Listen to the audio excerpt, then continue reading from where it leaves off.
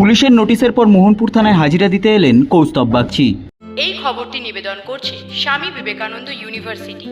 আপনার সন্তানের স্বপ্নের ভবিষ্যৎ গড়ে তোলার একমাত্র সঠিক ঠিকানা। যোগাযোগ 7044086270।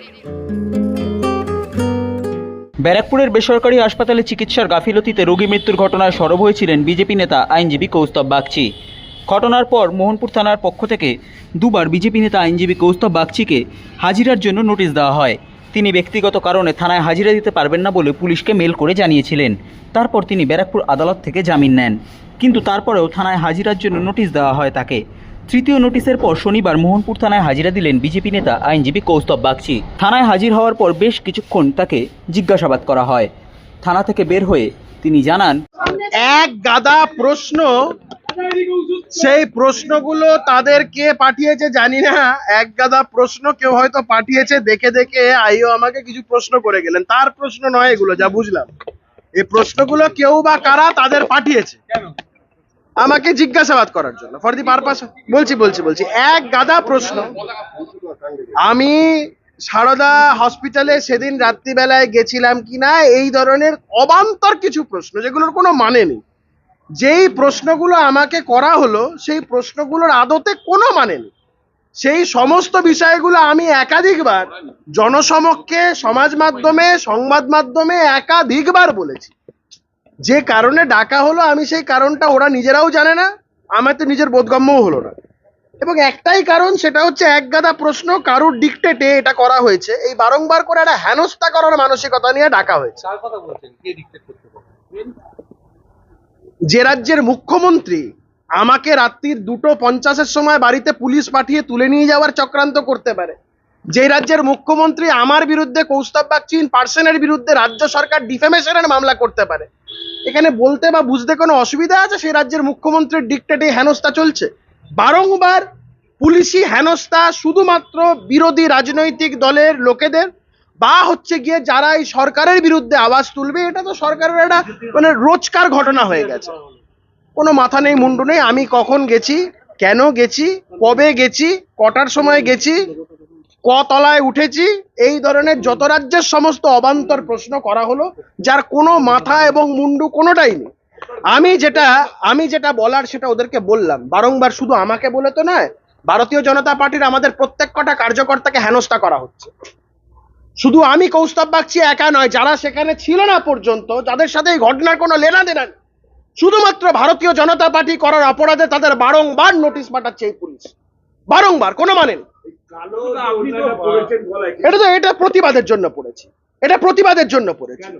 প্রতীকী প্রতিবাদ এই সরকারের বিরুদ্ধে, এদেরকে বোঝানোর জন্য যে এই জিনিসগুলো যেগুলো আপনারা করছেন সেটা ঠিক জিনিস করছেন না।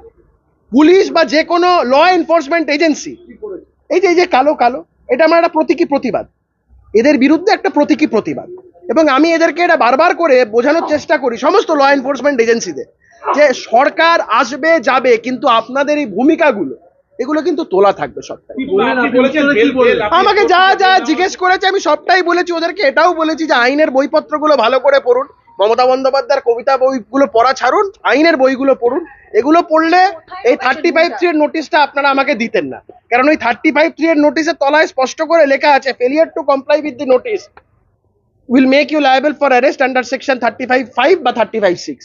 এটা তো করতে পারে না ওরা। আইনের বইপত্র বললো না, আমার এটা ভুল হয়েছে। আমি শিখিয়ে দিলাম যে কিভাবে নোটিশ লিখতে হয়, সেটা আমি শিখিয়ে দিলাম। আমি পাঠিয়েছে মমতা বন্দ্যোপাধ্যায়, অভিষেক বন্দ্যোপাধ্যায়, এরা সব তৈরি করে পাঠিয়েছে, যার কোনো মাথা মুন্ডু নেই। ঠিক এই নোটিশটার মানে আর মমতা বন্দ্যোপাধ্যায়ের কবিতা দুটো এক। নার্সিংহোমের বিরুদ্ধে তো কালকে আমরা আমাদের যে কার্যকর্তা আছেন কার্তিক দাস, তিনি অলরেডি মামলা করেছেন, ব্যারাকপুর কোর্টে মামলা করেছেন নার্সিংহোমের বিরুদ্ধে। কারণ পুলিশ তো এফআইআর নেয়নি, কালকে তিনি অলরেডি ব্যারাকপুর কোর্টে এফআইআর করেছেন, এফআইআর করার জন্য করেছেন। সেখানে এই যারা দোষী ব্যক্তি, হসপিটাল ম্যানেজমেন্ট থেকে শুরু করে যারা রয়েছেন, সমস্ত লোকেদের বিরুদ্ধে, ইনফ্যাক্ট পুলিশের বিরুদ্ধে, মোহনপুর থানার আইসি এবং অন্যান্য অফিসিয়ালসদের বিরুদ্ধে, কারণ তারা যাকে জোর করে কমপ্লেনটাকে উইথড্র করেছে, এই মর্মে এফআইআর করার জন্য একটা দরখাস্ত করেছেন ব্যারাকপুর কোর্টে। আবার কোর্ট কল ফর রিপোর্ট করেছে আগস্ট মাসে, ওটা নেক্সট ডেট আছে। আমরা ওটা লিগালি যেটা যেভাবে, হ্যাঁ, পুলিশের কাছে রিপোর্ট তলব করেছে।